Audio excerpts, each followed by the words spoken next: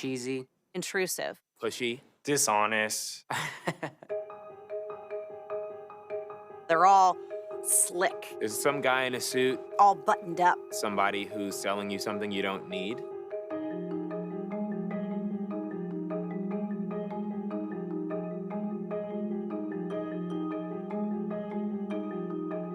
I'm hoping it's changing. Take one marker. I'd say over the course of the last 5 years, a number of people in this profession are trying to elevate it because salespeople are professionals. Scene 4, take one marker. But I think this kind of project can change the perception of sales. It can really show that the best salespeople aren't people who are trying to push something down your throat. Should I be looking at the camera or should I look?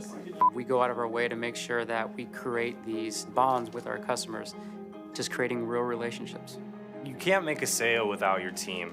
We're the front lines, we're setting up the meetings, but we rely on our team, our account executives, to go ahead and convert those meetings into sales. Everyone sells. If you're a doctor, if you're a lawyer, every day you're selling what it is that you do.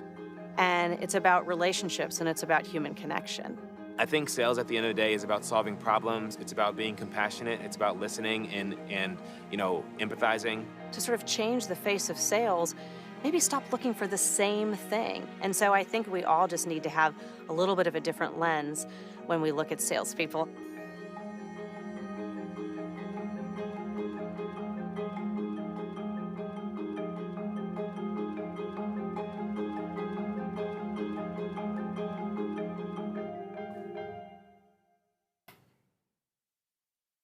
Hi everyone, good afternoon and welcome to Live with Marketers, live from our Dublin office here today. The video you just saw was from our Real Faces of Sales campaign that we ran last year. And throughout the conversation today, we're going to have a couple of more words about that video and also the second iteration of it. If you haven't seen it or if you missed the start of it, you can grab it on YouTube by searching Real Faces of Sales, LinkedIn Sales Navigator. So my name is Grace MacDonald. I'm a content marketer for our LinkedIn Sales and Marketing Solutions business based out of our Dublin office.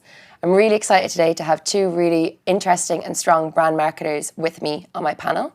And we're going to talk about brand storytelling, especially in a B2B world. It's talked about a lot for B2C and not so much for B2B. And these guys have real life experience of how it works.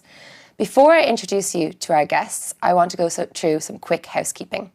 Couple of different ways you can join the show today. First is on On24. So for anyone on On24, there is a Q&A panel there where you can add questions throughout. My team are picking those up and feeding them to me, and I will put them to my guests later in the show. If you're on YouTube or on LinkedIn Live via my own profile or my colleague's profile, you can join the conversation still with the hashtag #LiveWithMarketers. And we would love this to be an engaging conversation. Please get involved, send us feedback, send us questions, thoughts, everything. We would really, really enjoy that. Okay, I'm going to pass over now and introduce you to my lovely colleagues today. So Kevin and Keith, thank you so much for being here with me today. Thanks for having us. You're very welcome. I'm glad that you accepted my invite, so it's very good.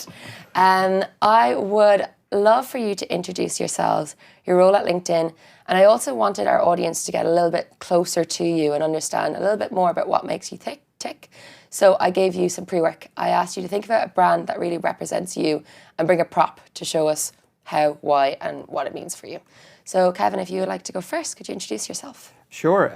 My name is Kevin Ryan. I'm the Director of Global Marcom for our Sales Solutions business and our Marketing Solutions business. And I got a bit confused between the prop and the brand. I definitely brought a prop.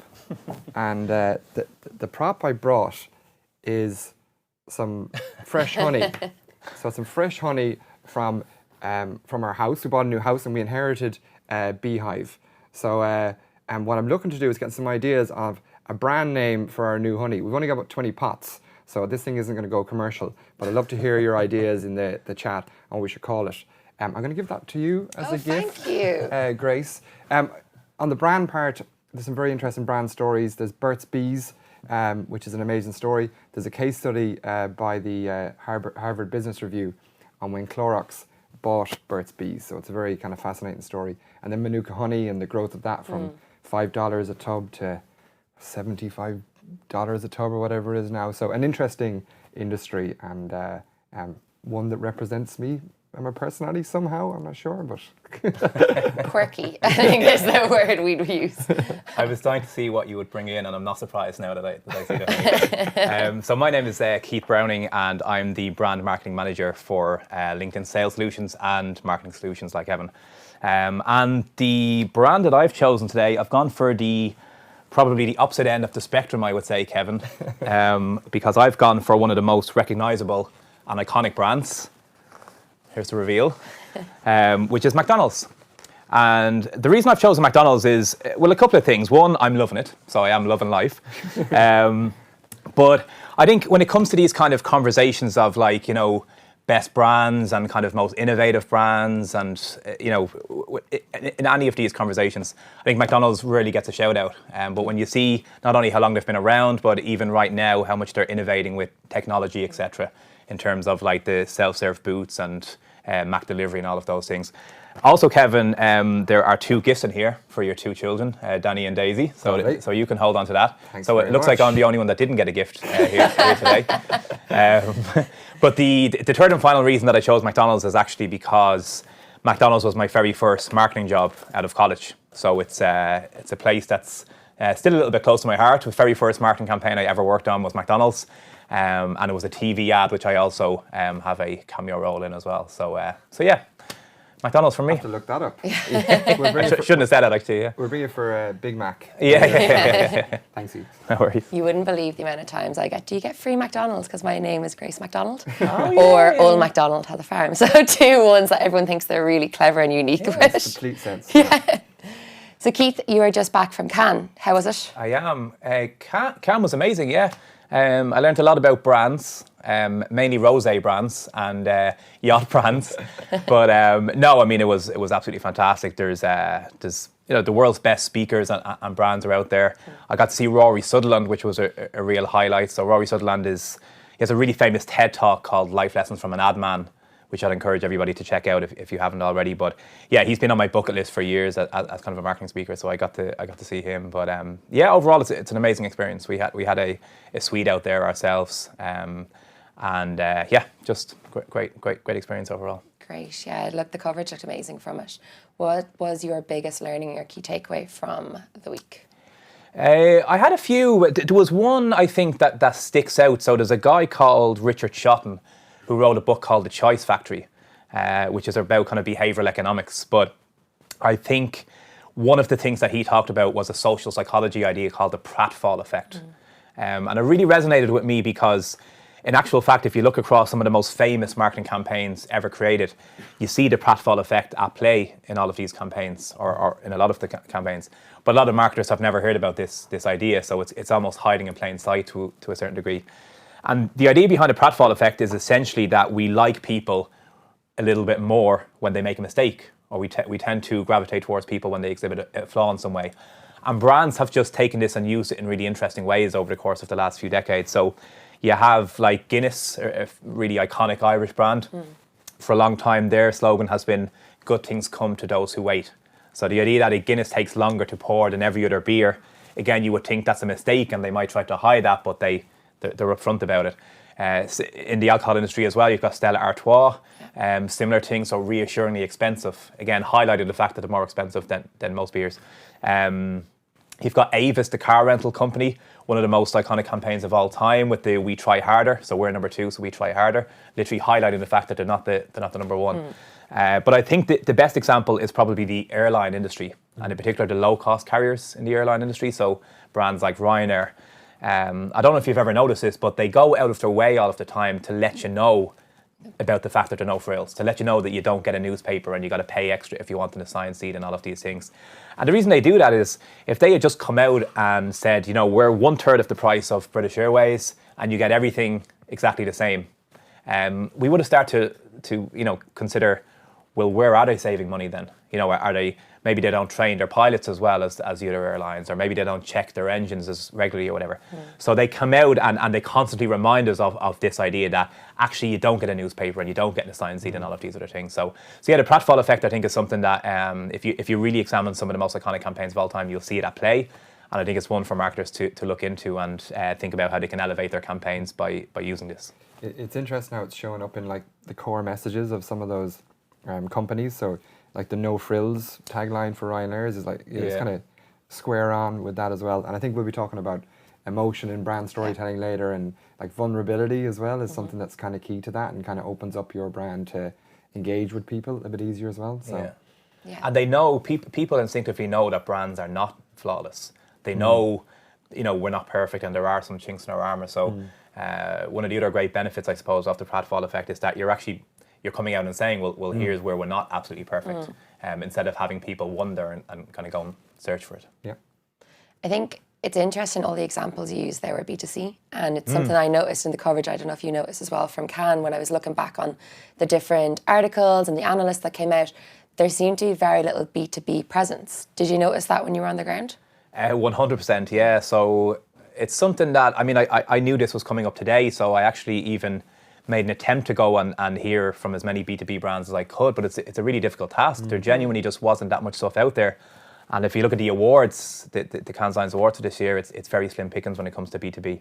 I saw one of the judges actually come out the other day. He kind of said they think there's a real opportunity next year to try to get more B2B brands kind of taking part and submitting their campaigns for awards. But it's something that you and I have experienced over the past couple of years a lot, isn't it? Yeah, definitely. So I speak at B2B Ignite every year, and you want to show the best examples for B2B, and it's difficult to get examples. I think some that stuck out for me in Cannes previous years was the Volvo Trucks work is really interesting. I think Adobe always do interesting stuff around B2B and their positioning around their marketing hub and stuff like that is always really valuable, but it's difficult to find them, they're not front and center.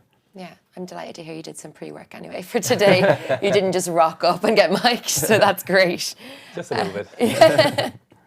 So Kevin, you have been out and meeting a lot of our top marketing solutions or advertising clients recently.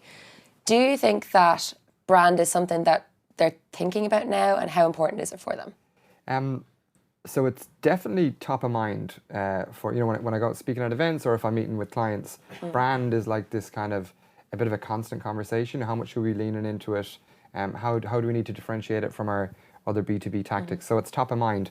If the question is whether people are heavily investing in brand from a B2B perspective, I think it's improving. We're on a bit of a kind of a continuum there, but I don't think it's reached a huge tipping point.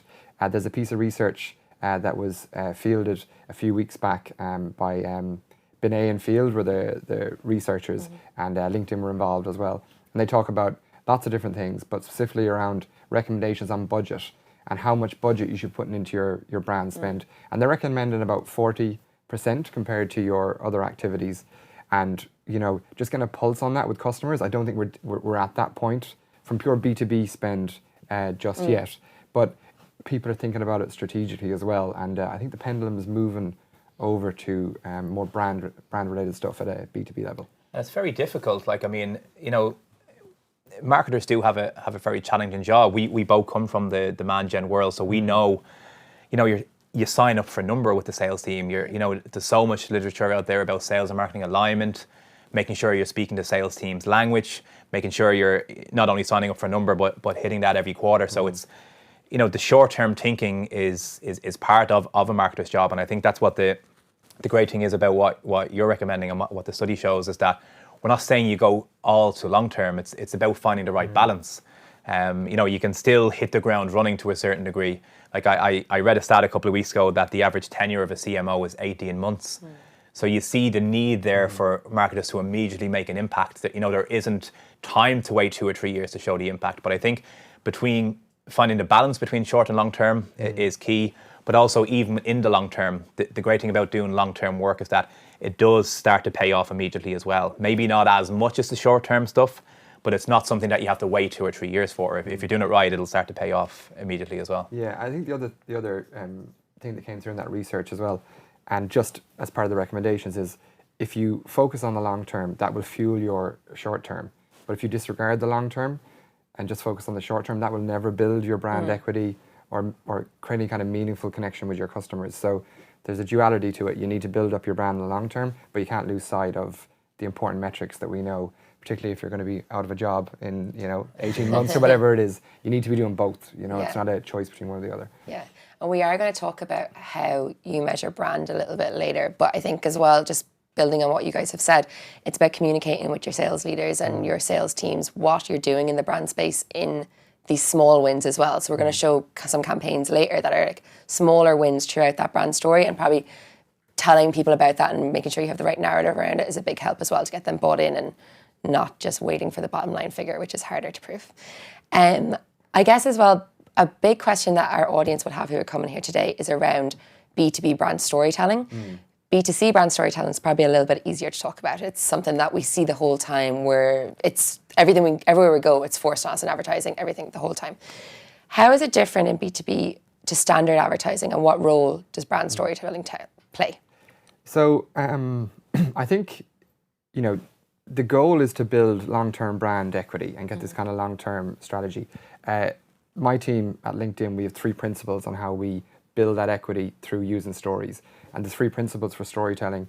The first one is people love stories. That's the essence of what you need to kind of realize, that there's frameworks and strategies for building a really compelling story that people will engage with. The most famous one is the hero's journey, kind of popularized by Joseph Campbell. Christopher Vogler wrote kind of a script version of that. That fed into like Star Wars. Mad Max is the same framework. Yep. The Babe series, like the Babe Pig in the City, and that. Actually, the same person wrote Babe and Babe Pig in the City as wrote Mad Max, a guy called George Miller. So the same brain came up with these 2 completely different worlds, but used the same structure to tell a story that resonates with people. So bring your customer into that hero's journey, bring your product into that hero's journey, and people will recognize the flow of it and engage with it. The second principle is people love true stories, is the second principle. And I think that's really kind of important nowadays. Like, we're kind of in an era of fake news and, misinformation, that kind of thing. Also, something I've been following is this rise in documentaries.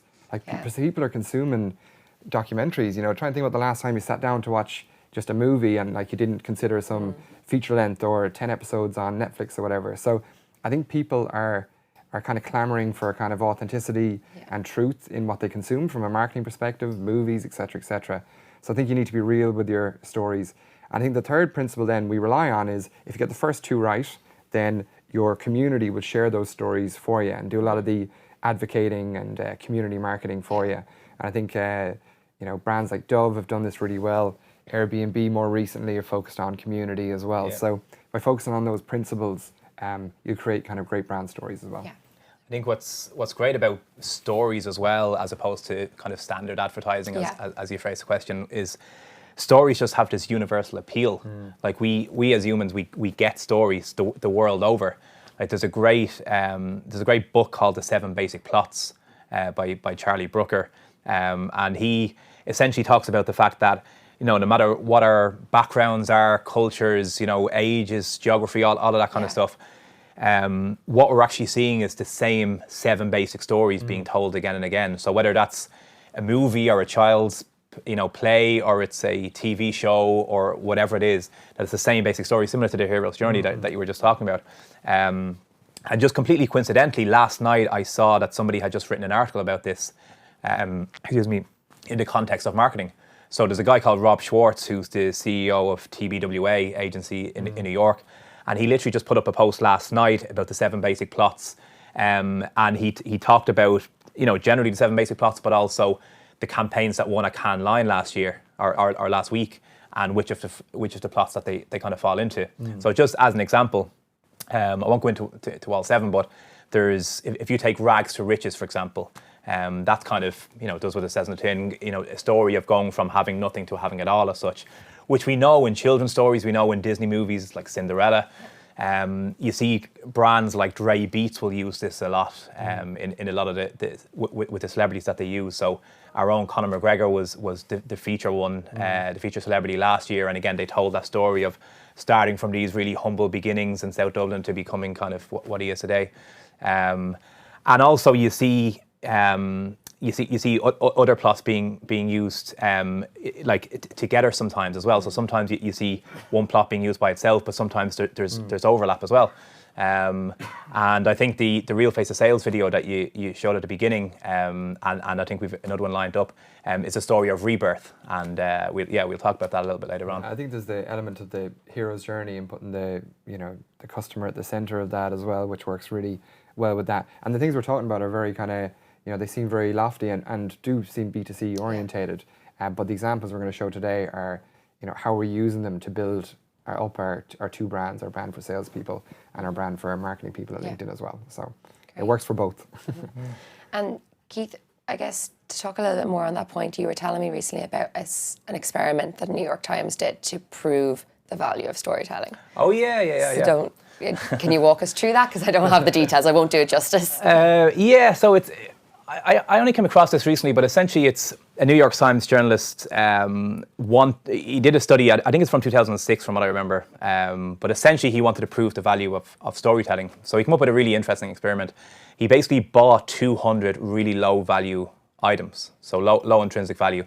Now these items were like, I'm talking about like a motel key card, like a plastic banana, like things that were like basically under $2, I think was his rule. I think the average price turned out to be something like $1.30 or whatever. But basically what he did is he contacted 200 of his colleagues, so 200 journalists, and he sent them an item each. And he asked them to write a story about the item. Right. And send it back to him. And when they sent him back the story, he uploaded this onto eBay. So in the description on eBay, he put the story along with the item for sale. And he made $8,000. So we went from something which cost less than $200 to $8,000 just by attaching the story along with the item. So I thought that was a really interesting way of kind of showing the value of stories and the value they can add to your product. I don't think 200 of my colleagues would respond to that request. Here's like a plastic banana. They'd be like, she's gone crazy. How much would you pay for a plastic banana, Kevin? I'll pay tenner. It depends how big it is, I suppose. So we've talked a little bit about storytelling and emotion in storytelling and how that really is more obvious, I guess, in a B2C world. And I think for me as a content writer for our LinkedIn marketing and sales solution side of the business, it's easy to fall into the trap of writing a brochure. You want to talk about features, you want to talk about all the good things that you can get from our products. Anne Hanley, who runs Marketing Profs, she's this brilliant marketer in the States. She has this newsletter that comes out every second week called Anarchy. If you're not subscribing, I would recommend it. It's a very good read. It's like a long form. But she talks quite often about this guy called Warren Buffett, who every year sends a letter to his shareholders. He's a financial guy. So the letter should be quite technical. It's about stock figures and important stuff. But he writes it in the tone that he writes to his sister. So it's letters to Doris. And it's something we're trying to adopt as a content team now. How can we really make sure that when someone receives a piece of content from us, it's on this personal, emotional level, that they know I'm writing to them and I'm not just trying to sell in an old school way, I guess, or market in an old school way. I guess, how does emotion play into B2B brand marketing? Yeah. Well, first off, you put up some great content as well on the LinkedIn Marketing Solutions blog, so I think everybody should check that out if they get a chance as well. Thanks, and, nice plug. No, but truly there's some great stuff there, and a really good balance between, using B2C practicalities on B2B audience. I think there's a few things going on with emotion. The reality is with emotion, the figures are in that if you've got emotion in your campaign, it'll perform better than a rational campaign. So the industry practitioners of advertising, the IPA, we'll stick on your alcohol theme. Yeah. Right, the IPA, they publish this report, they do this awards program, and they get in loads of campaigns in. And they look at them all by performance and revenue. And the campaigns with emotional content perform twice as good as the campaign with purely rational content. So that was interesting. I think people all feel that and know if you kind of get something that kind of gets you at the gut that you react, more to it. So I did kind of a bit of research into that. There's a famous book by a guy called Daniel Kahneman, and he won a Nobel Prize for his work in heuristics, which are kind of like the shortcuts you use when you're making decisions. And he talks about two systems of the brain, and one is the more rational thinking part, and one's the more emotive. And the reality is we make the majority of our decisions with this emotional part of our brain. We get these cues and we make decisions very quickly. It's not all the rational stuff. And, I meet uber rational CXOs and VPs of sales and all different types of roles who say, I make rational decisions, database decisions, et cetera.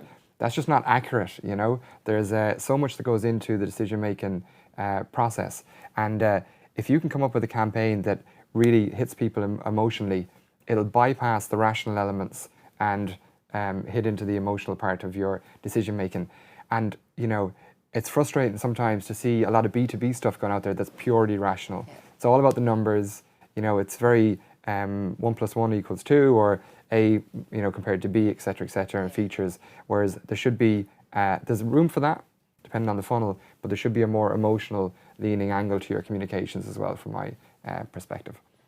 Yeah, I think we know emotions are at play, like B2B, B2C, whatever you want to call it. It's, we're all still people, as you hear a lot, like human to human, people to people, whatever you want to call it.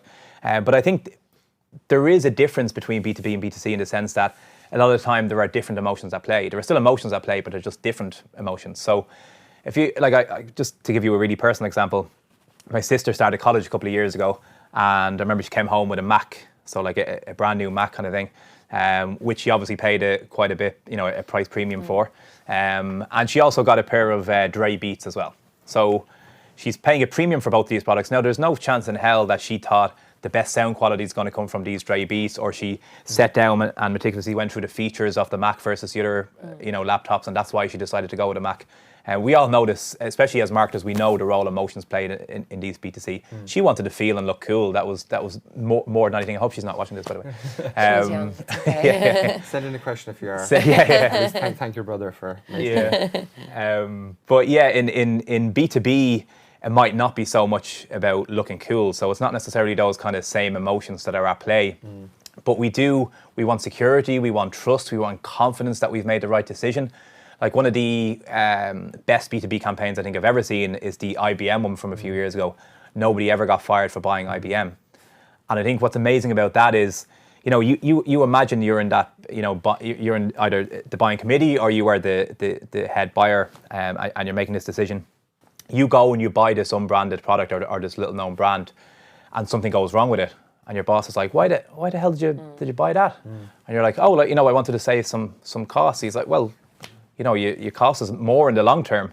And I think that's the value of a brand and the value of emotions at play in B2B there. It's not exactly the same as B2C, so there is a difference, but it's just different emotions that are at play. I think in B2B as well, you're challenged to be very creative because you can't just go down the normal route, because it does become just a pitch or like, this is what the benefits are.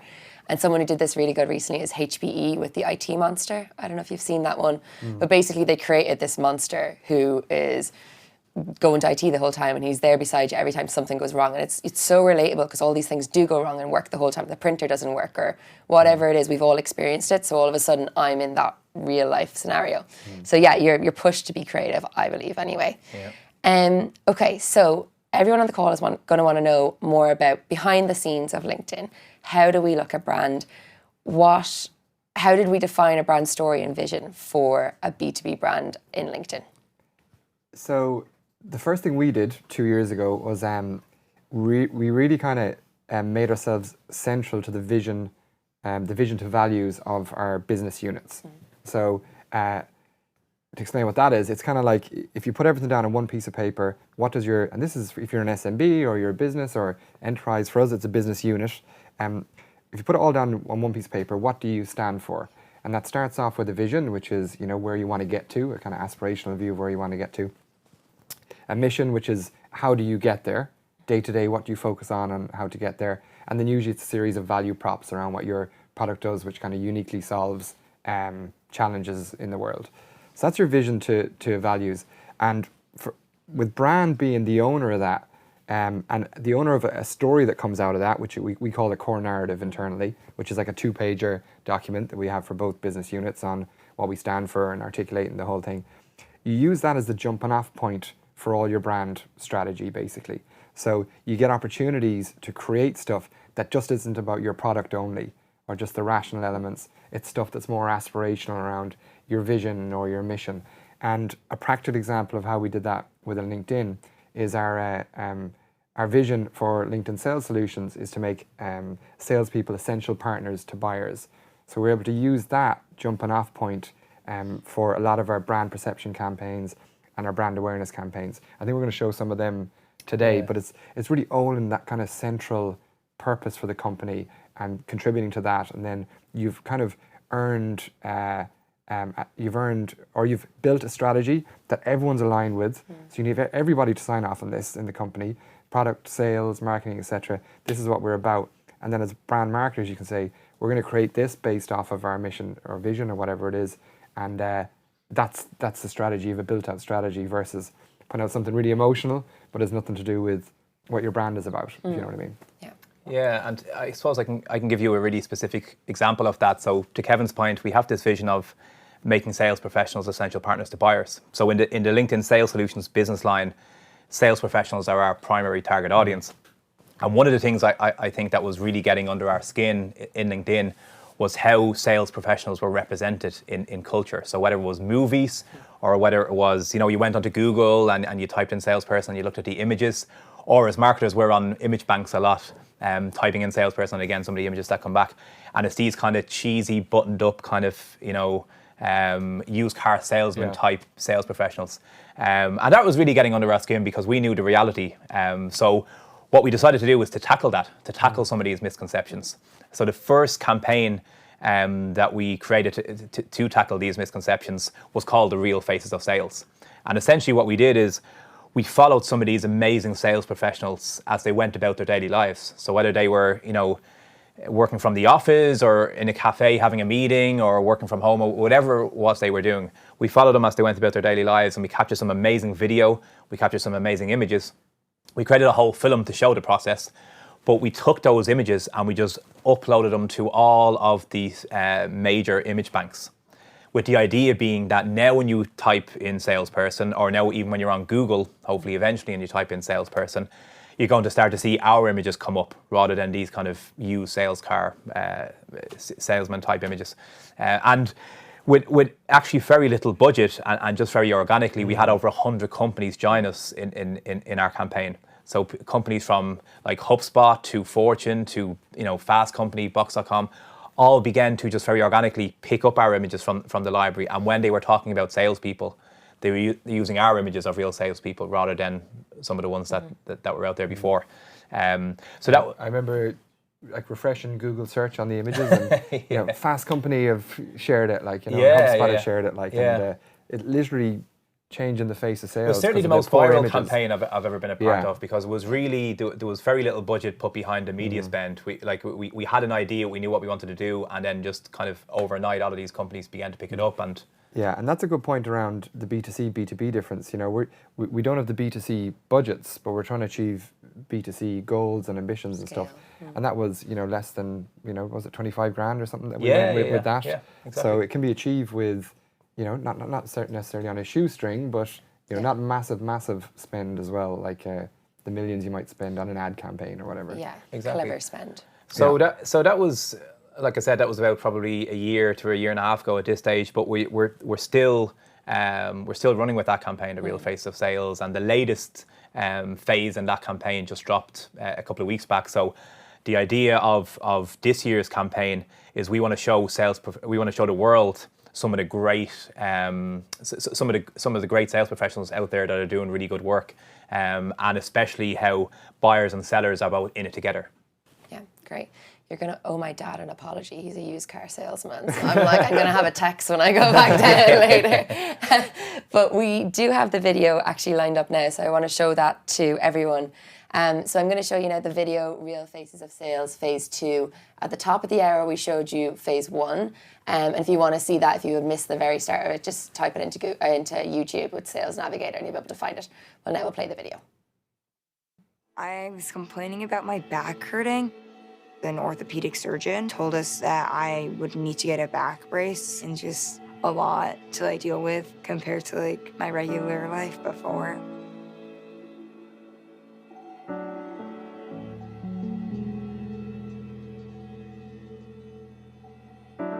My name's Rob Thompson. I'm the sales director at Unique. Unique's a company that innovates medical wearables with 3D printing technology. We work with key opinion leaders in spinal scoliosis. Rob came to me and said, we've got this brace that's going to be thinner, lighter, more breathable. I was very excited and I wanted to hear more.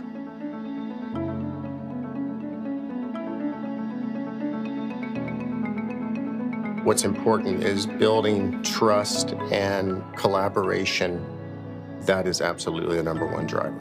The client that's coming off the operating table, the brace has to be there waiting for him. That's called trust, and that's what you gotta have. A good salesperson is someone that is going to help you solve your problems. And Rob understands that. He knows that what he's doing affects lives, not just makes money.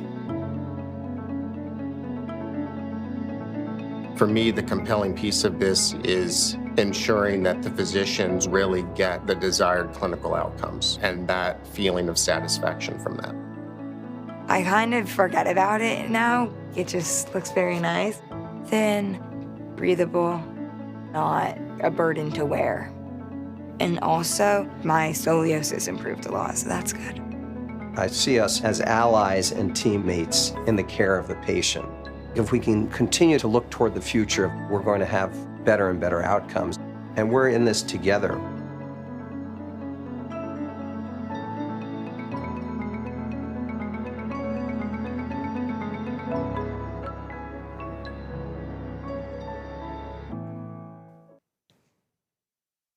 Great. So I hope you enjoyed that video. We would love to know your feedback on it. I know the first time I saw it was at an all hands and it was quite emotional actually. So hashtag live with marketers if you want to get involved and tell us what you thought of either the videos or the conversation so far. So neither of you guys started your LinkedIn journey or your marketing journey as brand marketers. Can you tell me, Keith, where did you start and what has your journey looked like? Yeah, I started in demand gen, at least from a LinkedIn perspective. And that's what I did for the first couple of years before moving into brand. And really what led to it is, I guess, we were at a stage in the business where we had pretty much only been focusing on demand gen. So we had never run a brand campaign. We had never really thought beyond this quarter as such. And we knew from our very first brand tracker that we had an issue or a challenge with unaided brand awareness. So essentially what we realized is that actually we need to start focusing a little bit longer term now. And that turned into, at first for me, it was a brand project. So it was like, okay, we got to set up this longer term brand campaign, and then it turned into a full-time role, and now it's turned into kind of a full-time team. But it was really just, I guess, moving from DG to brand was just, it was the right time for the business for us to start kind of looking at this stuff. And yeah, I guess to a certain degree, it was in the right place at the right time. Yeah. I think, so I was in demand gen as well prior to that for about 10 years, and the opportunity came up to build out a Marcom function for the sales solutions and marketing solutions business, which was kind of an amazing opportunity. And the most amazing thing about it was I was kind of given a blank canvas to work out how brand should work with various other elements of the business. And it became very clear earlier on that we really wanted our brand at the center of what that team would look like. So brand being responsible for what we say, the stories we tell, etc., how we say it, so what the brand tone, voice is, and getting consistency around that.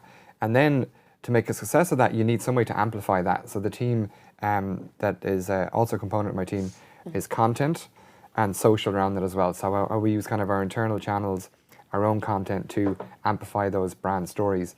And then the final part we brought into it and build out, which wasn't a team that we had at all at the time, was community.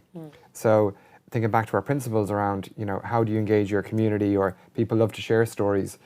We really focused in on who are the organizations, people, customers that we want to partner with to help tell a bigger story and share what LinkedIn can offer to salespeople and marketing people. So we partnered with lots of analysts, also with our customers and influencers as well. How do we bring influencers into that kind of structure of brand at the center and expanding out? So that's kind of the makeup of my team. And I think the important part there was just really emphasizing how structural brand was to setting the foundation for the team. Yeah, I don't know if you guys would agree with me, but I think that every brand, content marketer, community, anyone should do a tour of duty or at least shadow someone in demand gen and their SD team as well. The closer you can get to that bottom line figure and like what sales really, really care about, it's easier to have conversations and speak the same lingo, I think, which is good. So you had the right structure in place, the right strategy, and then that kind of accumulated in your first Sales Navigator brand campaign, which is Get Closer. So I think we have actually the first print media campaign we ran under that there. Yeah, so this is Get Closer to the Right People, which is our very first ever brand awareness campaign within the B2B portion, at least, of LinkedIn. And it was for LinkedIn Sales Navigator, our sales product. And I guess, you know, I mentioned it earlier on, the challenge that we had that we were trying to overcome was unaided brand awareness. So we knew that unaided brand awareness was at a really low level. And that was what the campaign set out to overcome, I guess. Would you quickly just explain unaided and aided awareness, just to make sure everyone on the call is speaking to the same hymn sheet, I guess? Absolutely, yeah. So I guess the difference is, it's really, if you take the soft drink industry, for example, and I say to you right now, Grace, have you heard of Coca-Cola? Yeah. Have you heard of Fanta? Yeah. Have you heard of 7-Up? Yes. So what that is aided brand awareness. Good. Top marks. Top marks. 100%. Yeah. Hey. We would have been having some quiet time there if you said no. But yeah, so that's aided brand awareness. So I've literally given you the prompts or the brands, and you said, yes, I've heard of those. The difference with unaided brand awareness is that I don't give you those prompts, essentially. So I say, what are the top, 3 or 4 soft drinks that come to mind? And you then would say something like, I'm trying to think of something obscure, but Lucasade. Exactly, but it's more that like top of mind awareness. So you're not getting any prompts. Yeah. So that's essentially the difference between the two. So yeah, the Get Closer campaign, the objective was to try to overcome that kind of low unaided awareness challenge that we had. And yeah, it was. I mean, if you look at the creative, we've actually moved on. The campaign is like probably about 18 months old at this stage. So if you look at where we were before and where we've kind of gone to, I think that the first change that we made is we actually introduced people. So as simple as it might seem, if you look at our marketing before this campaign, it was basically kind of technology shots. There was very, very rarely people in them. So really trying to humanize the brand by bringing real LinkedIn members. So these guys, this is Peter in this example, is a real LinkedIn member and he's a buyer.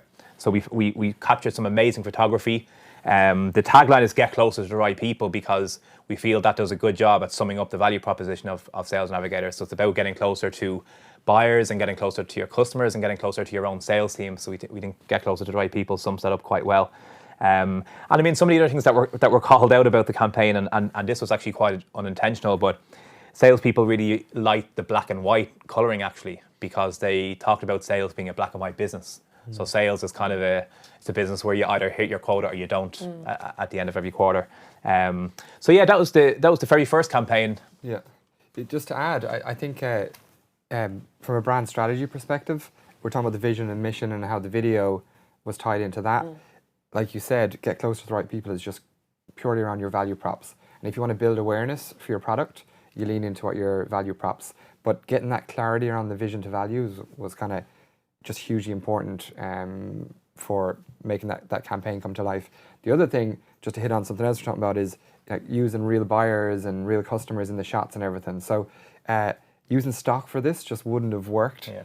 It's back to like people want that authenticity shining through. They want, the people to reflect what they look like versus anything that's too glamorous, etc., etc. So that was really steeped in that kind of principle we had around, telling real stories. Great. Let's talk a little bit of media planning. So we obviously have print here. We've shown a couple of videos. What does a standard media buy look for you guys? So the basis of all our brand efforts is LinkedIn first. Using our own platform. We're building a B2B brand. We're building B2B brands. So, of course, you go to the platform that's for B2B professionals. We have the most B2B professionals on LinkedIn. So we start there. We had an event in London about 3 weeks ago, and Mark Ritson, hugely knowledgeable marketing contributor and thought leader, was asked the same question. and he led with LinkedIn as well. You know, it's a great place to start building that brand equity, and you can do tons on there to build up your brand versus the high profile billboard ads and stuff. You can engage with your community, start talking about what your key messages are, what your company aspirations are, and all that good stuff as well. But we do extend outside of LinkedIn as well. Keith probably knows more about the specifics. Without getting too into the weeds, I guess, of a media plan, I'll talk about some general principles. So I guess the first one is, when you're thinking about longer term campaigns and you're thinking about brand, you really got to think broad in terms of your targeting. So I think people get, especially in B2B, they go into this really like hyper targeting kind of mind frame.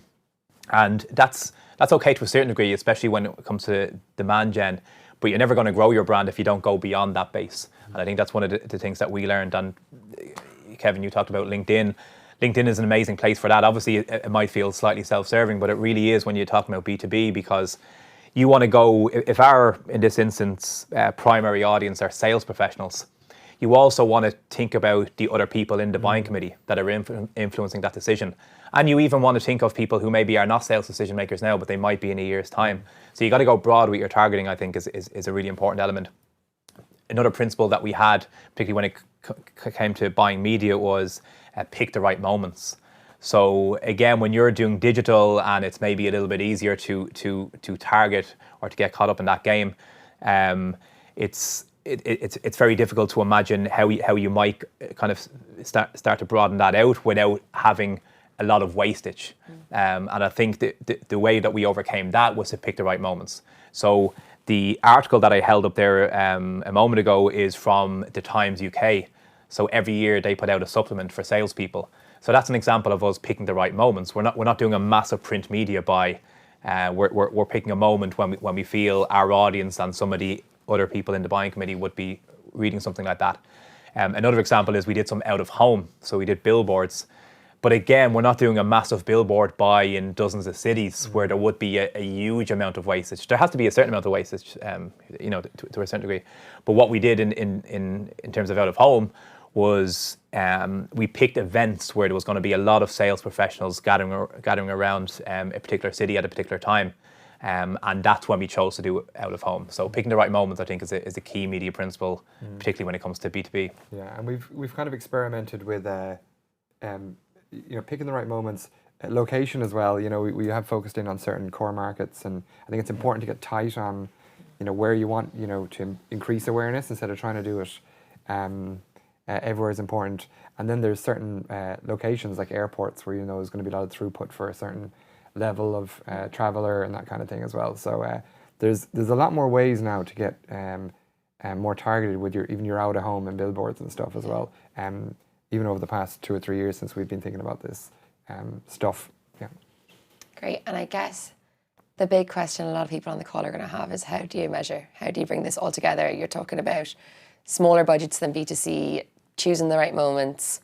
How do you report back to the business? What do you pull out? Yeah. So I think, so we've developed a method, I guess, which is pretty comprehensive for measuring brand stuff over the past 18 months or so. I think it probably fit in nicely to 3 buckets, I would say. So the first is probably the stuff that you'll be most familiar with.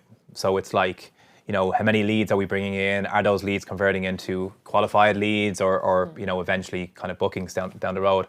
And even things like click-through rates and open rates and all of those. So just monitoring, is the creative working? Are leads coming in? Even though lead generation is not the primary objective of the campaign, you still want to monitor this stuff because, as I said, it's going to have an impact there as well on the short term. So that's number one.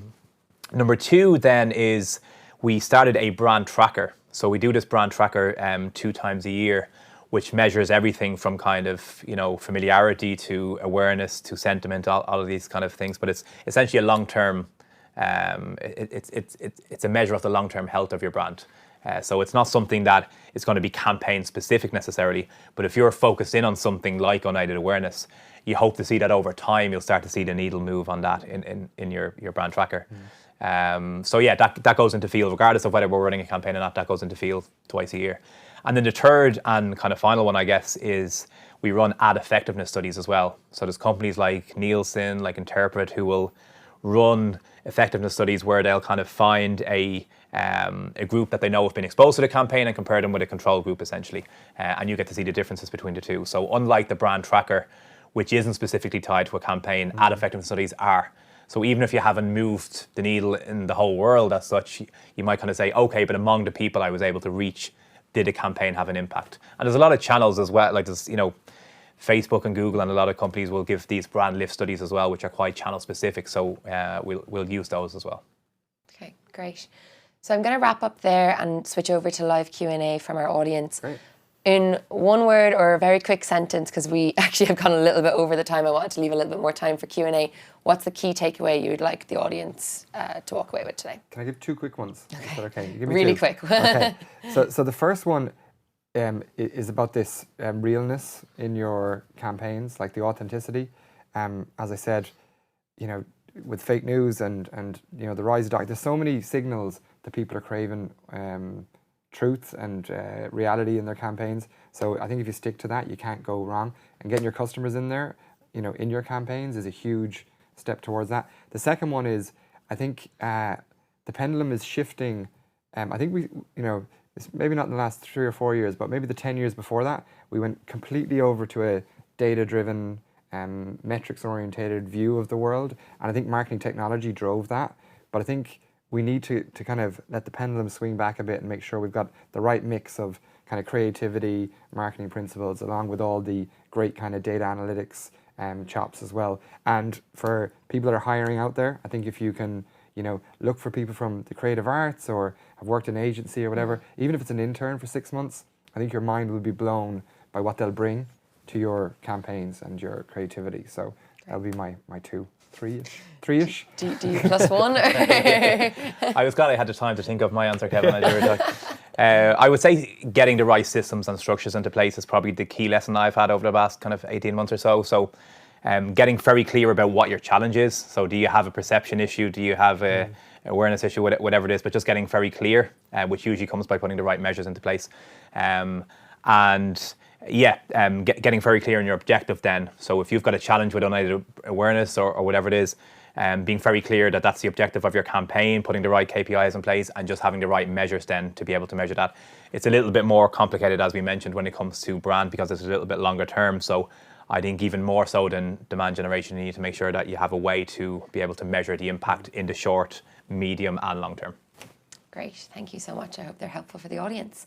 Are you guys okay for us to switch over to a quick live Q&A? Yeah, really, definitely. Okay, as a reminder, everyone, if you would like to get involved in the Q&A on 24, you can do that in the Q&A box, which my team is monitoring.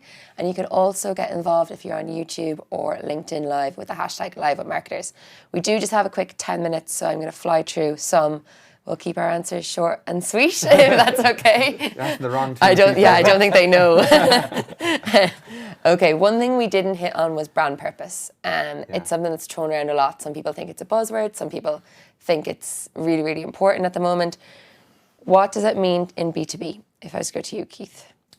I think purpose is kind of a hot topic, actually. So it's probably...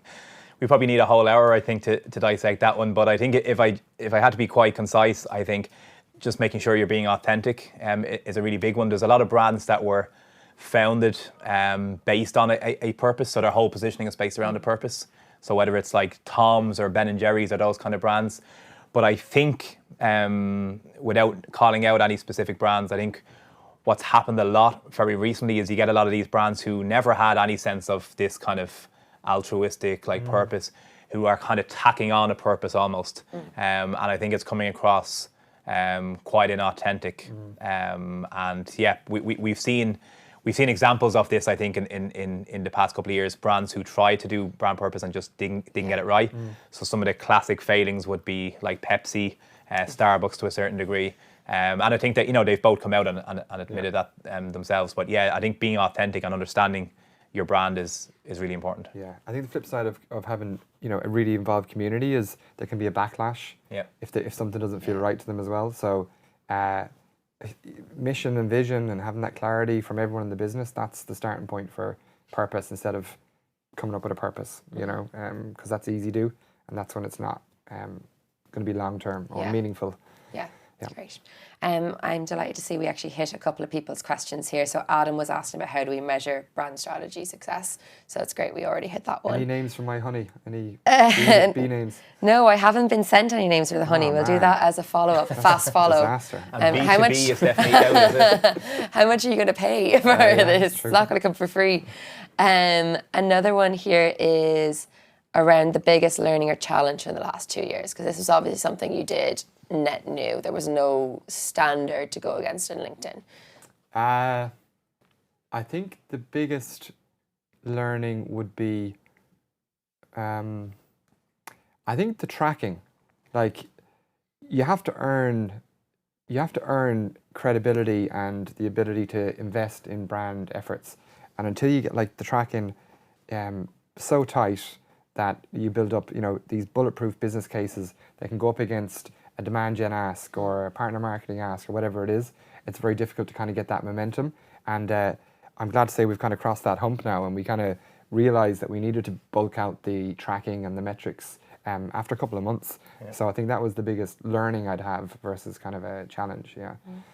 Great, okay. I think for me, just to add a quick one on, it's the challenge between needing to think broad in terms of your targeting, but also making sure that you don't spread yourself too thin as well. So when we set out to launch Get Closer to the Right People, we were calling it a global brand campaign, and we had these ideas that it was going to go into every country in the world and stuff like that. And then you get your media budget and you realize, actually, we're not going to be able to have an impact if we just spread ourselves too thinly. So it's about kind of focusing in, as Kevin said earlier on a number of key markets. But once you focus in on those markets, well, then you can go much more broadly and think outside your primary audience. So just getting that right, I think, has been probably the biggest challenge and learning. Great. There's a great question here from Laura around examples of great B2B storytelling by SMEs. So one for me would be Drift and Wistia. They're two tech video brands that are doing really, really good brand storytelling in the B2B space, but I would say, I'm going to guess, on quite minimal budgets. They're doing it in a very scrappy way. Does anyone spring to mind if you were to name one SME brand? There's a company that we're working with called Schuster, and they do live video. They come in and train you up and use live video. And the purchasing process that I was brought through as a buyer, and the stories they told in that, and how even the person that sold into us came in and told the story on the day, and how that's reflected on their site and stuff, I thought was kind of best practice for that. So that'd be the one that that stands out to me, yeah, Schuster. Great, cool.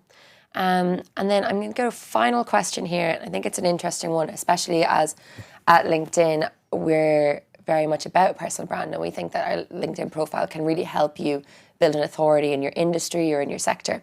So how much of what we've talked about in the last hour applies to personal brand?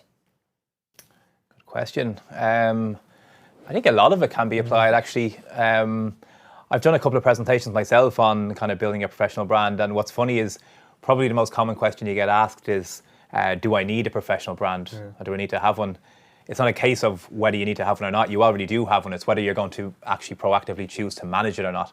And when it does come to managing your brand, again, we could get into a few different areas, but I think LinkedIn is obviously, as the largest professional network in the world, is obviously a great place to start. And you should see your profile essentially as a blank canvas.